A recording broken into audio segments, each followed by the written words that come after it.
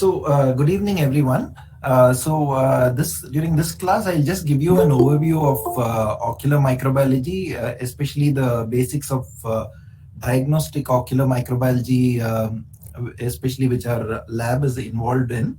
And for people who don't know me, I am Anand, who takes care of the microbiology lab at Sankara Nethralaya. And what I'm going to do in the next half an hour, 45 minutes is that I'll just give you an overview of the common eye infections, and I'll stress on the laboratory diagnosis of eye infections and also on the molecular techniques used in the diagnosis of eye infections. Okay, so a lot of this will be redundant, you would know about all this, but anyway, just to brush up some of the basics. Especially for the ocular surface, we have several natural defense mechanisms, especially the anatomic and physical barriers such as the bony orbit and brows. Then we have the lids, eyelashes, and we have the blinking reflex. And tears also have several antibacterial substances like lysozyme, lactoferrin, and secretory immunoglobulins. And also our ocular epithelium is intact, and the eye also has associated lymphoid tissue. And what's important for us is that the surface of the eye has a normal microbiota. And so they mainly consist of, they are similar to the normal flora of the skin, since conjunctiva is an extension of that. There are several studies which have looked at the normal basal flora of the ocular surface, and mostly they are Staphylococcus epidermidis and Corynebacterium species, that is the diphtheroids.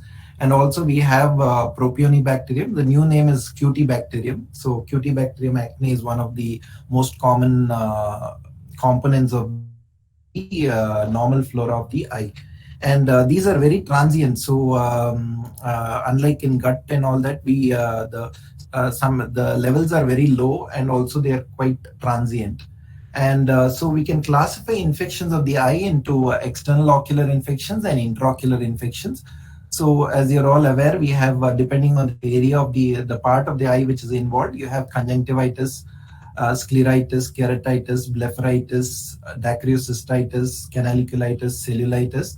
And intraocular, we have endophthalmitis, retinitis, uveitis, and neuritis. So coming to the external ocular infections, as you all know that blepharitis is the inflammation of the eyelids, and what we isolate, the common etiology is Staphylococcus aureus, and sometimes we get Staphylococcus epidermidis. And conjunctivitis, it's quite contagious, and the etiology is mostly viral. Very occasionally we do get bacterial conjunctivitis. So this is the classification. You also have non-infectious, which is mostly allergic, and it can also be non-allergic because of toxic exposure, autoimmune phenomena, or trauma. And as I told you, mostly it is viral. Among the bacterial causes are Staphylococcus aureus, Streptococcus pneumoniae, Haemophilus influenzae. And we also get, other than trachoma, Chlamydia trachomatis also causes bacterial conjunctivitis. Then we have neonatal conjunctivitis, which can be caused by Neisseria gonorrhoeae. And we also have some gram-negatives, which can cause bacterial conjunctivitis, like Pseudomonas proteus and Klebsiella. And this is something you would have already studied about, ophthalmia neonatorum. The main etiology is Neisseria gonorrhoeae. When the baby comes through it's from the vagina of during delivery, the baby can get it, and normally seen in the first month of life. And there is severe lead edema and very purulent discharge, and you can see very typical gram-negative diplococci, which is bean-shaped in a gram stain. And we also have chlamydial conjunctivitis. And so viral conjunctivitis, most of the every annual Madras eye outbreaks are caused by different serotypes of adenovirus. Very rarely we get either enterovirus 70 or Coxsackie A24, which causes enterovirus 70 is quite hemorrhagic. And normally it is just one of the serotypes of adenovirus which causes the conjunctivitis. And so first I'll just give you an overview of the infections before I go on to the laboratory diagnosis. So keratitis, I don't need to, it's just the inflammation of the cornea, and the etiologies can be bacterial, fungal, viral, parasitic, amoeba, and microsporidia, and it can also be because of non-infectious causes like contact lens irritation or antigen response to some kind of infection. So the most common causative agent are Streptococcus pneumoniae and Pseudomonas aeruginosa, followed by Staphylococcus aureus. And if you see in our lab, the data over the last, I have not taken 21, but if you see 2019 and 20, like we have equal numbers of bacterial and fungal keratitis. And among the bacterial keratitis, the most common, the first two are Streptococcus pneumoniae and Pseudomonas aeruginosa, followed by Corynebacterium and Staphylococcus aureus. And among the fungi, we get mostly Fusarium and Aspergillus flavus. These two make up almost like 65 to 70% of our fungal keratitis, Aspergillus flavus and Fusarium. And we also get 2 to 3% of cases are acanthamoeba keratitis. And then we also have herpes simplex virus keratitis, which tends to be recurrent and also caused by varicella zoster virus. So this occurs due to activation of latent VZV infection, which can persist after primary varicella infection. And scleritis, it's the inflammation of the sclera, and the most common etiologies are Pseudomonas aeruginosa. So in our lab, we have got a good number of nocardia causing scleritis, and we also have Streptococcus and Haemophilus.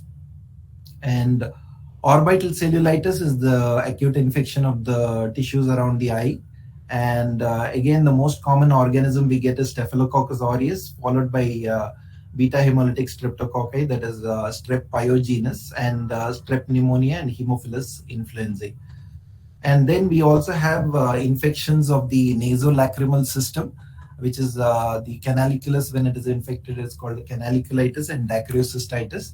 And the most common organism causing canaliculitis is Actinomyces israeli, which is an anaerobic filamentous gram-positive organism, which is very typical in it.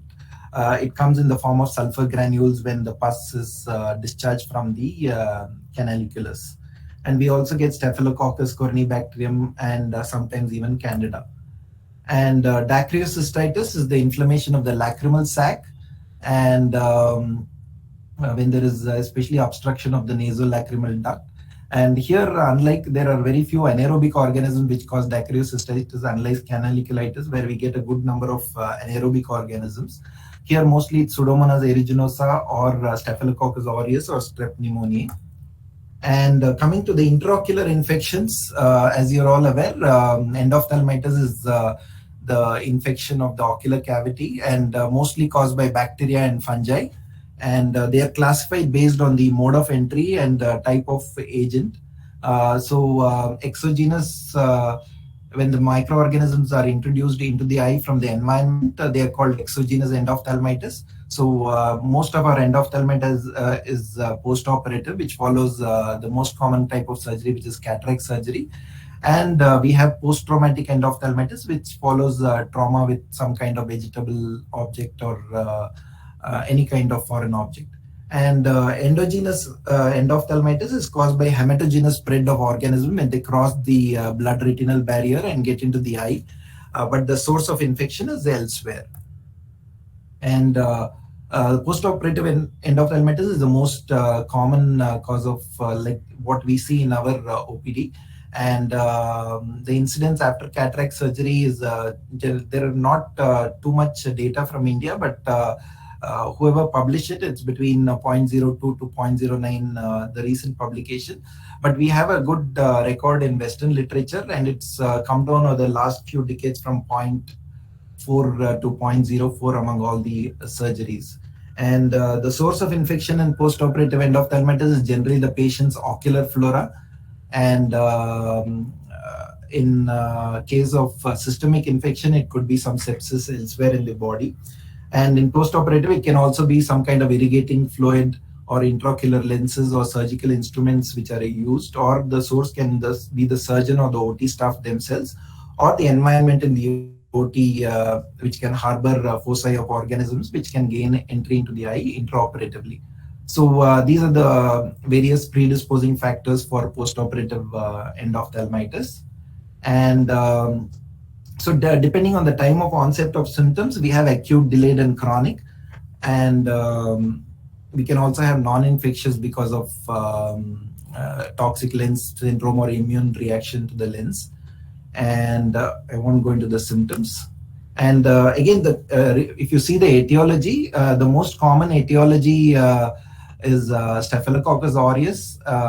Staphylococcus epidermidis is the most common. It causes both acute and delayed onset endophthalmitis.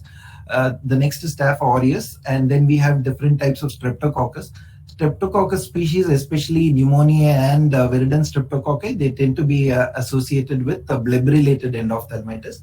And then the other very characteristic organism which causes delayed onset endophthalmitis is Propionibacterium acne, which is presently called Cutibacterium acne. The name has been changed. And gram negatives also cause acute endophthalmitis. So the most common culprit is Pseudomonas aeruginosa, followed by Klebsiella pneumoniae. And again, Haemophilus influenzae is generally associated with bleb-related endophthalmitis. And chronic endophthalmitis is generally caused by Aspergillus, sometimes Fusarium, and Candida. And post-traumatic, the very characteristic organism is Bacillus cereus, and the prognosis is generally not good. Sometimes we do get Clostridium and Staphylococcus aureus and Streptococcus, and also filamentous fungi. And in endogenous endophthalmitis, it's mostly Candida albicans, followed by Aspergillus. Very rarely we get mucor and any other kind of organism.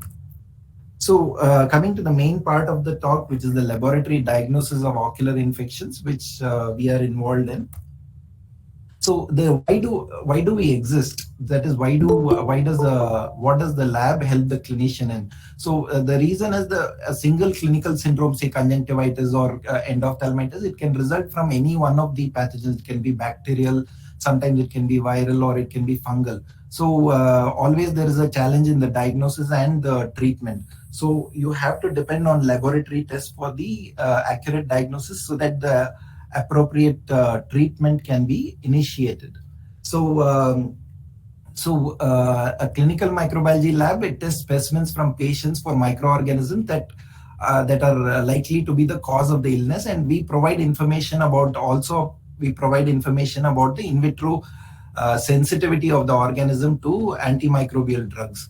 So we diagnose the infection in various methods. It can be microscopic, we use culture methods, we use immunological methods, and even molecular methods. So basically we classify all the methods we use in diagnosis into microscopy, culture, immunological tests, and nucleic acid based identification tests. So microscopy, the main, we use gram stain, sometimes we use a wet mount to see fungal filaments. We use a potassium hydroxide wet mount. Electron microscopy is not normally used for diagnosis because it's very difficult and it's a very expensive equipment. It's ideally used for viruses.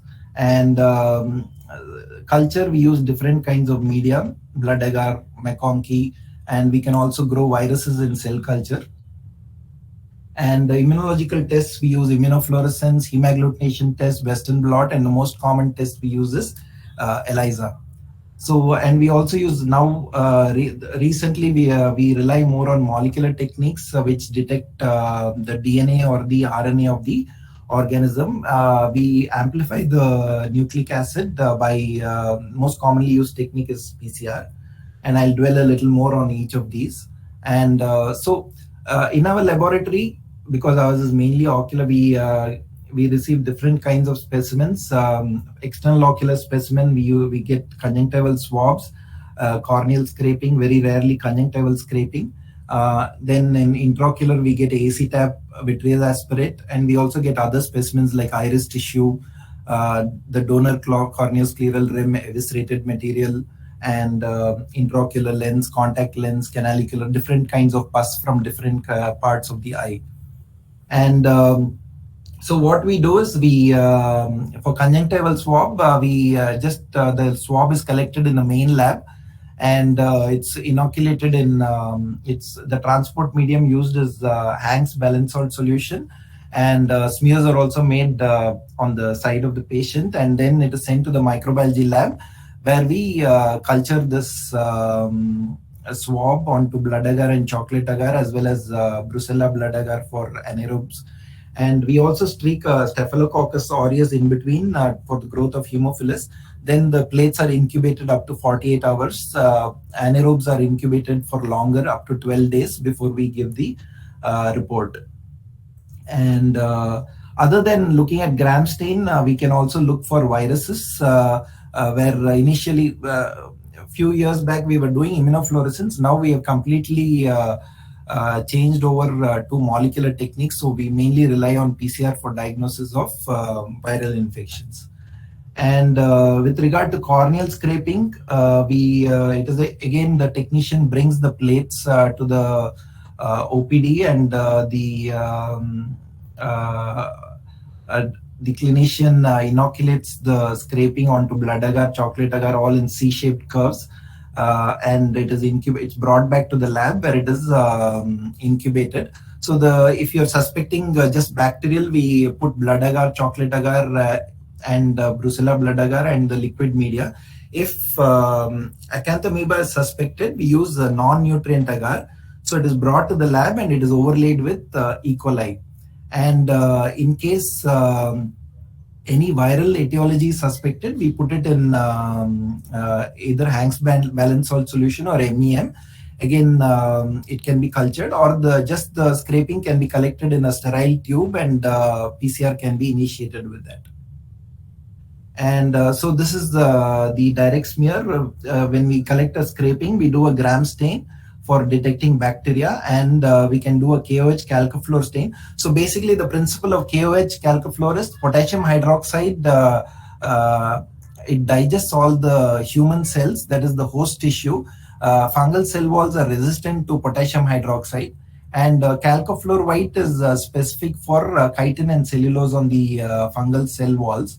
So the tissue is digested, and only the fungal filaments are seen when you do a KOH calcofluor white. And these are the various media which are inoculated.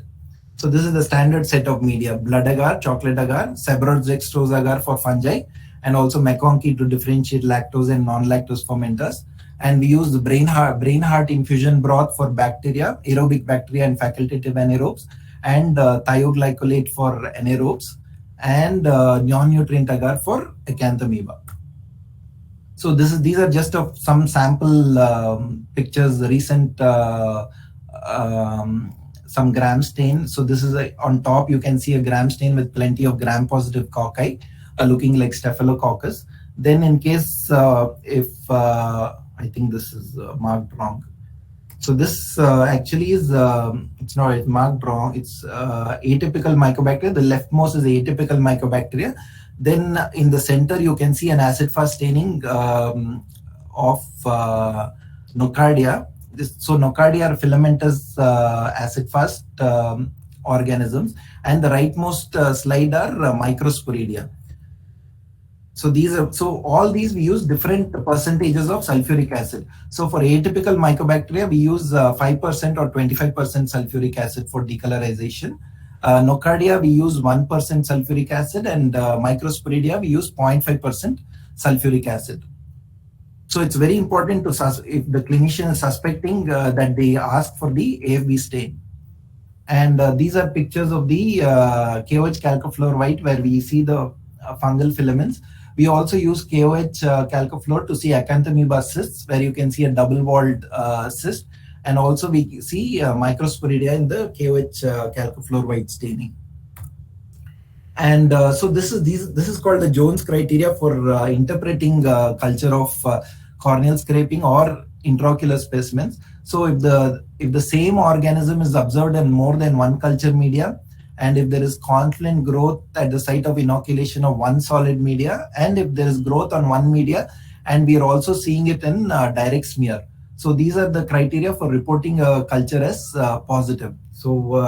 These are just pictures of growth of the common organisms in blood agar. So leftmost you can see beta hemolytic colonies of Staphylococcus aureus, and in the center you can see Pseudomonas aeruginosa, and the rightmost are Corynebacterium species. And these are growth of the common fungi. So the most, as I told you before, the most common fungi we see are Aspergillus flavus and Fusarium. So based on the colony morphology and the microscopic morphology, we can identify the fungus. And also we get another causative agent of keratitis is Pythium, which is actually not a fungus, but it grows like a fungus. It's a parasitic oomycetes, and it's also seen similarly in KOH calciflora, but the filaments look little broader and they are folded, and they are sparsely septate. And so again, these are just pictures of the so if we are suspecting acanthamoeba, we look at the KOH calciflora white staining. We can also see acanthamoeba in the gram stain as well as the Giemsa stain. And once inoculated in non-nutrient agar, as I told you before, the non-nutrient agar is overlaid with E. coli. So what happens is, if the acanthamoeba cysts are there, they gobble up the E. coli and multiply. From the cyst form, they transform into trophozoites, and these trophozoites can be seen after 1 or 2 days in the non-nutrient agar plate. And once they finish up the E. coli, they start, since the environment is unfavorable, they start becoming cysts, and you can start seeing the cyst forms maybe after 4 or 5 days. And so this is how we see in fungal keratitis. We see the KOH calciflora white, where we see the filaments. We can also see, not very clearly, sometimes we do see the filaments in gram stain, and we look at the culture for growth. And once the growth is there, we do something called a slide culture, where we allow the formation of these conidia, structures which help us in the identification. So based on the type of conidia we see, we can identify the fungus, either it's Aspergillus or Fusarium or Cladosporium or whatever fungus it is. And in case of microsporidial keratitis, as I told you before, we use a KOH calciflora stain and a modified Ziehl-Neelsen stain. And microsporidia, it's very important to remember that we cannot culture it like other organisms. We have to depend on direct microscopy. Though it can be grown in cell culture, but it is not very well standardized. And nocardia, as I mentioned before, these are seen in AFB slide as filamentous gram-positive organisms, and they form very dry, powdery, almost sometimes, though this is typical of actinomyces, even nocardia show this molar tooth appearance. And now coming to intraocular specimens, if it is an AC type, it is collected in the OPD, and if it is a vitreous aspirate, it's done in the operation theater. We send a sterile tube with a rubber cork. So once it is collected, it is sent to the lab, and where we do a cytospin preparation, where basically we centrifuge the specimen onto a slide and stain it, because the number of cells are quite few in intraocular specimens, and we put 1 drop each into each of the culture media, and these are incubated as similar to corneal scraping. And if you're suspecting fungus, we also put Sabrot dextrose agar. And so this is a picture of the cytospin which we have, which we use for centrifugation onto these slides. And like I told you, we do a direct smear and culture, and then we look for bacteria. So these are just pictures of our some of our recent gram stains. So we see Staphylococcus gram-positive cocci, some of them intracellularly. On the right, we see both gram-negative bacilli as well as gram-positive cocci. So you must be knowing pink is gram-negative and purple is gram-positive. And other than that, you can also see the pus cells. And typically in a post-traumatic endophthalmitis, we see bacillus. So the right stain is a gram stain is that of bacillus, which are almost rectangular gram-positive bacilli, On the left, we see gram-negative bacilli.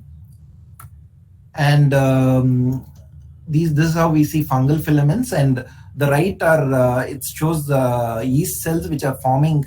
So Candida albicans is one yeast which actually shows hyphae, which are actually protrusions of the buds.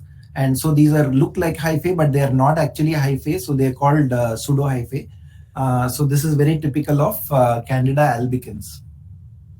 And since we just put one drop, it is just grown in that one single drop. So once it grows, we make smears and do biochemical tests and identify the organism. And so this is the left one is Bacillus cereus, and the right are cultures of one recent vitreous where we grew nocardia. Okay, and so Candida looks like yeast colonies, like very yeasty, creamy colonies, which has a fruity odor. And then right is growth of Aspergillus.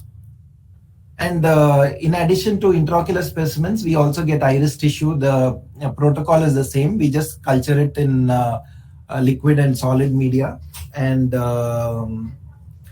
we incubate it, and we report if there is growth and with the antibiogram pattern.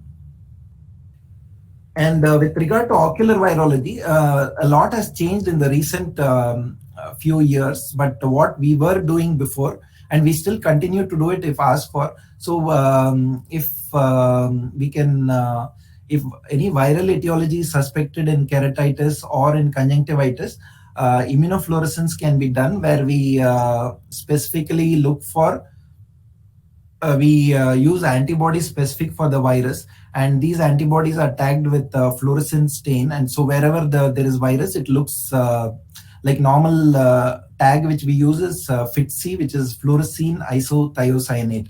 So so you can see the immunofluorescence when you see it under the fluorescence microscope. And the other method which we were using is culturing the virus. So still it is the gold standard. So we can inoculate the specimen onto different types of cell lines and look for morphological changes, which is called cytopathic effect.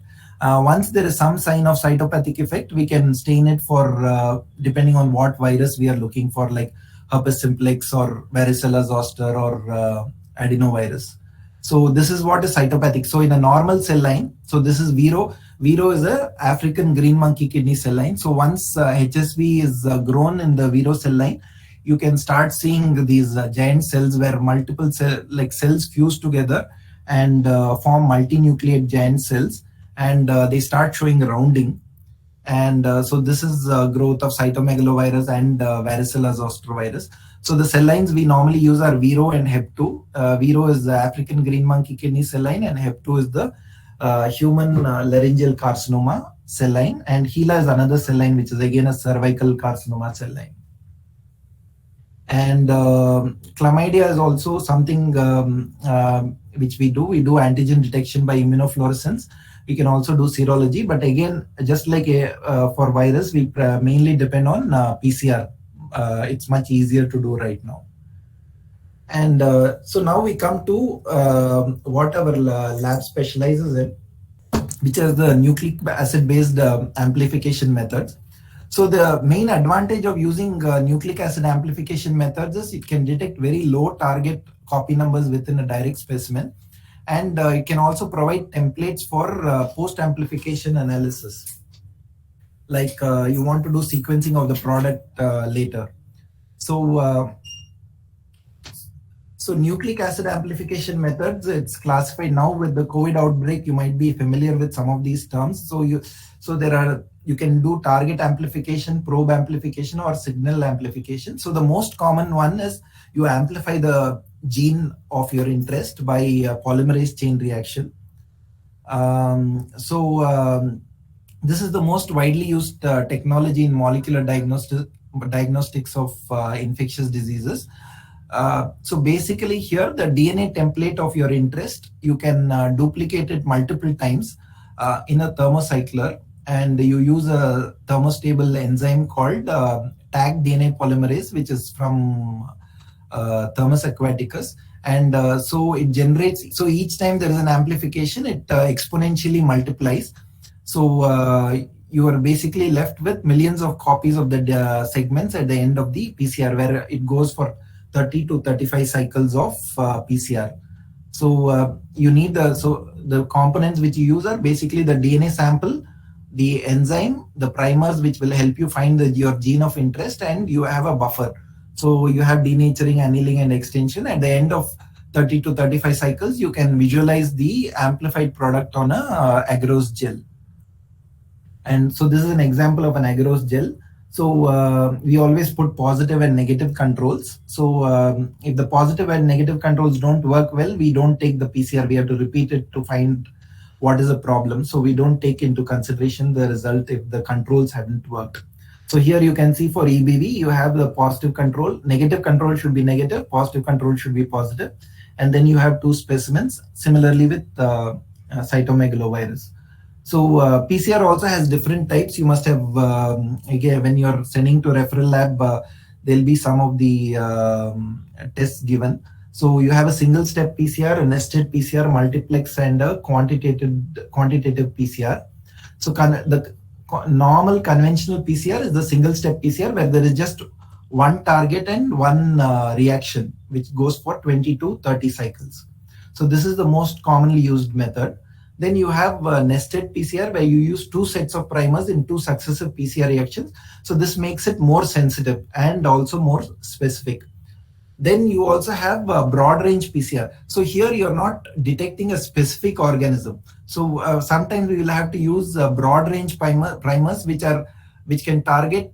So there are regions in bacteria and fungi which are common among all bacteria and fungi. So for example, the 16S ribosomal RNA gene of bacteria, this is conserved among all bacteria. So you can use primers which target this particular gene, and once you sequence the gene, you will be able to identify the particular organism.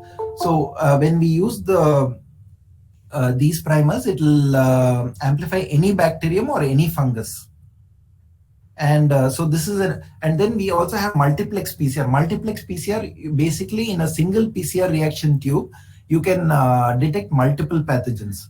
So you, in the same reaction, you are using multiple primer sets. For example, this is a multiplex PCR with dengue, HCV, and HIV. So the positive control. So this sample is only positive for dengue. But it can detect all the three different pathogens.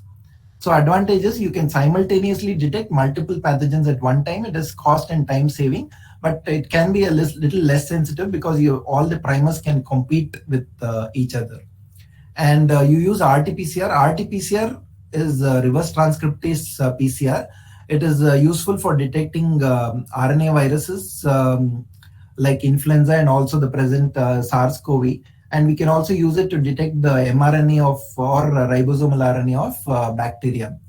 And quantitative PCR or real-time PCR. So when you say RT-PCR, it refers to reverse transcriptase PCR and not real-time PCR.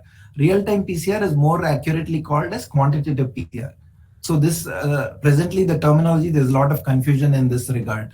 And quantitative PCR, it quantitatively measures any DNA, cDNA, or RNA, and we normally use it with some kind of probe which is fluorescent, and it basically, you call it real time because the signal is detected in real time. You can, when the PCR is going on, you can see the positive result.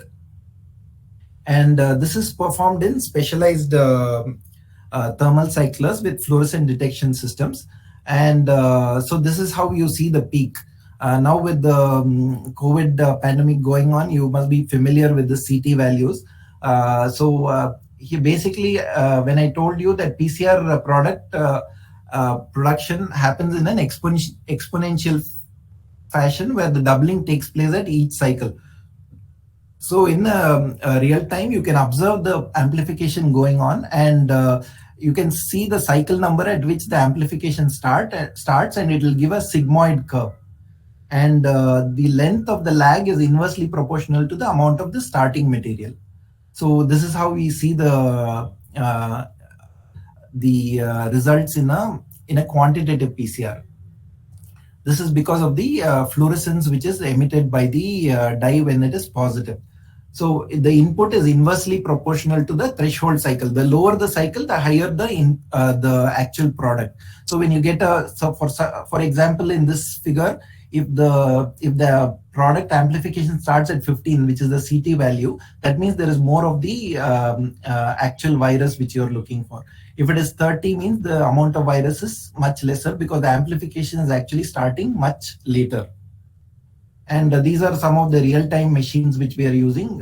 We have the applied biosystems in the core lab, and we also have light cycler. And the advantage of quantitative PCR is it can quantitate the copy numbers, which can help in determining the pathogen load. And it can also be multiplexed with up to 3 to 5 targets. And because the tube is never opened after amplification, there is no chance for contamination, and it can help differentiate true and false positive. The main disadvantage is there is quite an increased capital and reaction cost with quantitative PCR. And once you do the PCR, you can also do you can use the amplification product for different purposes. In our lab, we can many times we can, if you want to find out if the PCR is positive for a bacterium, like bacterium PCR is positive, and if you want to know the identification of that amplified product, we can do a Sanger sequencing and find out. We can use a blast search in the NIH database, and we can find out what, by knowing the sequence of the product, we can find out what bacterium or fungus it is. And we can also do next generation sequencing. So Sanger sequencing is when you have a single purified product, you can do a Sanger sequencing. So this is ideal for PCR-based sequencing in specimens with only one kind of organism. Or if you want to use, there is an unknown fungus which we don't know what the ID is of or there is an unknown bacterium, then we can amplify that, and we can sequence. We can do a Sanger sequencing and find out what the organism is. Then now we have what is called the next generation sequencing or metagenomic sequencing.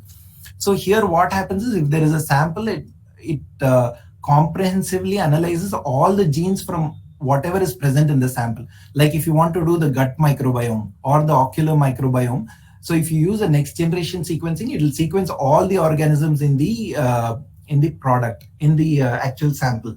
So here also you have targeted next generation sequencing, where you can only amplify the bacterial genes and then amplify it, or you can use a non-targeted next gen sequencing, where you basically here you will be amplifying all the DNA or RNA in the sample. So the advantage of targeted sequencing is it is very ideal for doing microbiome studies, where only the 16S ribosomal RNA gene is amplified.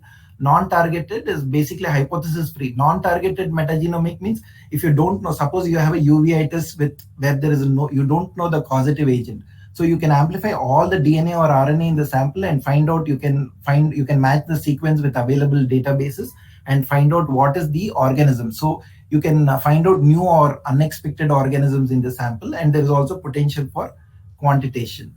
And so these are the potential applications of metagenomic sequencing.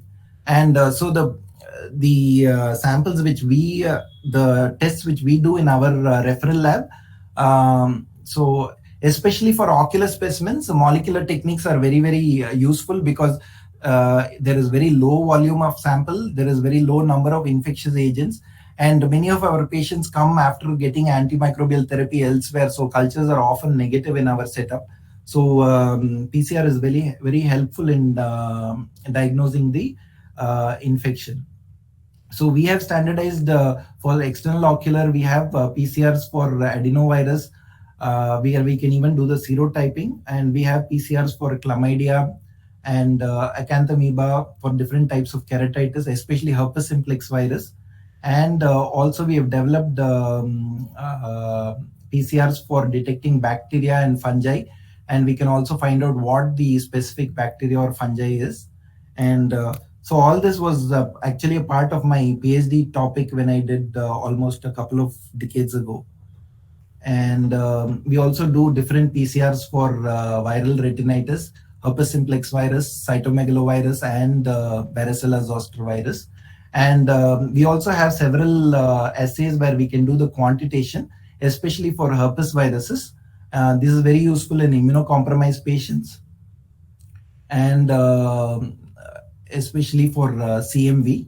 And we also have standardized PCRs for rubella and toxoplasma. So this is basically gives a list of the organism for which we have standardized in-house PCRs. And other than this, we have several commercial PCRs which are real time. It's listed in the list of tests done at referral lab. So if any test needs to be done, you can have most of the viruses and most of the organisms are covered. Now we are also planning to introduce microsporidia, which we had not standardized before. So we have basically PCRs for any kind of organism at the SN referral lab right now. So I know this is quite exhaustive and I had little time. Thank you, and open to any kind of questions.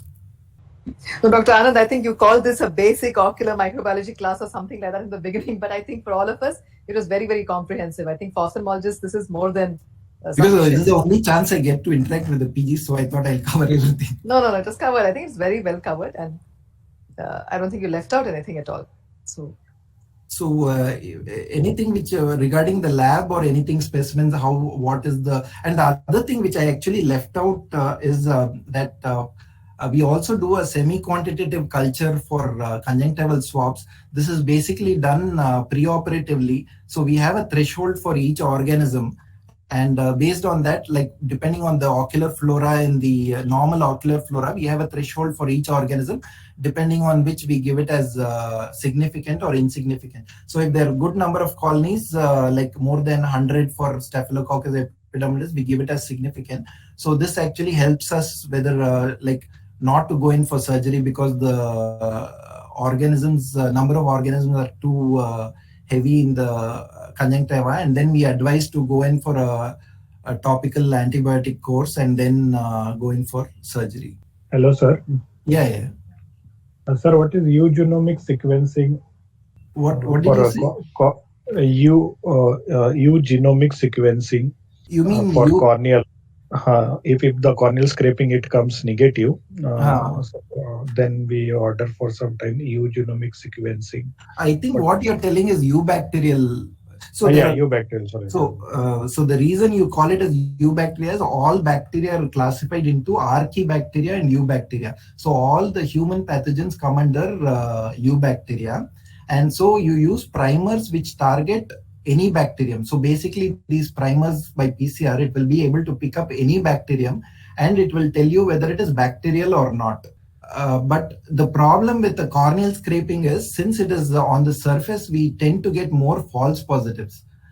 Because intraocular, any sterile fluid, there is no problem. Even cornea is supposed to be sterile, but sometimes we do see false positives. So what we can do is we can get the PCR done, and then we can amplify the PCR product to find out what particular organism it is.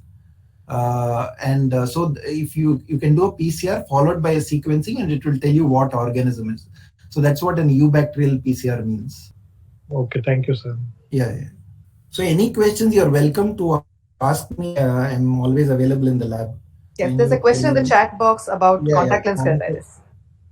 So contact lens, normally we get both the contact lens solution as well as the contact lens sometimes from the OPD, and we can culture it. So normally we get Pseudomonas or something like that. So we can, we just culture the contact lens solution and report it. We also give the antibiogram.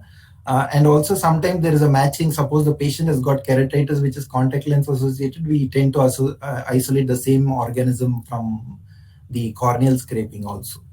I covered a little more detail on nucleic acid based technologies because people are somewhat familiar with it because of this COVID. They know a little bit more about RT-PCR and sequencing and all that kind of thing. So even if you want to detect, for example, the Omicron variant, so what you do is you amplify one particular gene of the SARS-CoV-2, and then you look for specific mutations which will tell you whether it is Omicron or not. So this is there also you use PCR and then sequencing. So you were saying quantitative PCR helps in CMVs or immunocompromised patients. So So, quantitative PCR is we commonly use when you already sometimes when the patient is on treatment. For example, he's on treatment for HIV or CMV or anything like that. We want to monitor the response. So that time we can actually measure the number of viruses, the viral load, and see if the numbers are actually going down. so how is it different and immunocompromised from competent, sir? I mean, same is the case with competent as well, right? No, no, I'm so yeah, yeah. There is no difference as such, but there it is more important to measure the viral load because the immune system is not working fine. So quantitative PCR we commonly use for HIV. So once the patient is on treatment, so we keep measuring the both the CD4 count and the HIV load to find out if the numbers are actually coming down with the treatment. So just to corroborate with the clinical picture and Yes, yes. So that is normally, I don't know whether regularly, but I don't think for eye infection we do it so much. But generally for CSF and blood, we look at quantitative PCR quite commonly. one more question, sir. So what do you think is the predictive value of PCR in MTB? Like usually they say it's just 33%. So So is the it because problem, the primers are not available commercially or is it not so there sensitive is enough? actually no proper commercial kit for which is approved for Mycobacterium tuberculosis. So the only kit which is approved for the molecular technique which is approved for Mycobacterium tuberculosis is the Gene Expert, and now we have the TrueNat. So both are actually they are standardized only for sputum and they are allowed for lymph node biopsies. So they are not supposed to be used for ocular samples. So that is why we have to depend on in-house assays. And the other, so what we do is we use a combination of different targets. So we use IS6110 and MPB64, and I think one is heat shock protein. So we use three different targets and to find out if it is positive or not. And since it is in-house, we don't have a very good quality control. Like other things, we can send for equas to a different lab to check. But here, since it is not commercially, there is no kit available. We have to depend on our own controls. So about the predictive value, see in India, the other thing is that TB is quite common. So even in we had a discussion with people at LVP. So even if it is a positive, it has to be interpreted very cautiously, even if it is an ocular sample. So just that is the problem with PCR. Like a positive result, even if it is positive, it has to be interpreted along with the clinical findings. So TB being the commonest disease, why do you think the primers aren't still available, sir? Like ocular TB and uveitis, So it still seems the like volume primers are available. Primers are available. I'm just telling that there is no commercial kit because from a company point of view, why would they make something specific for ocular specimens? They won't do that, right? So most of the commercial kits which are available are targeted towards sputum, and now I think because other thing is the load in the sputum and even in CSF can be high, but in intraocular samples I think over the last 20 years or something, we might have isolated Mycobacterium from uveitis, maybe one case or two cases, I'm not sure. Or even sometimes endophthalmitis it has been known to cause, but we very rarely isolate Mycobacterium. So we have to totally depend on PCR for the diagnosis. but whereas for viruses it is available, the commercially available is relatively more Also, rare. it also depends on the prevalence in the world. So in the West, wherever the kits are made, HSV, VZV, and all are very prevalent. Whereas Mycobacterium is very rare, especially AIDS is like there is hardly any HIV infection, so there is hardly any TB around in the Western world. So they don't invest in making kits for Mycobacterium. So when we say PCR for viruses is positive, we can comfortably rely on that result, sir, as No, opposed no, to even otherwise it is like we put enough control. So we have in the referral lab, we have commercial kits for HSV, I think CMV and VZV. And so we also send it to CMC Vellore for equas regularly. I think every 3 or 6 months we send it. So the quantitative PCR is quite reliable for viruses. Okay, so thank you so much, sir. So if are there any other questions? Okay, if there are no questions, I will sign off. If you have any queries or anything, you're welcome to contact me at any time. More than willing to help you out. Thanks, Anand. Bye-bye. Thank you, sir.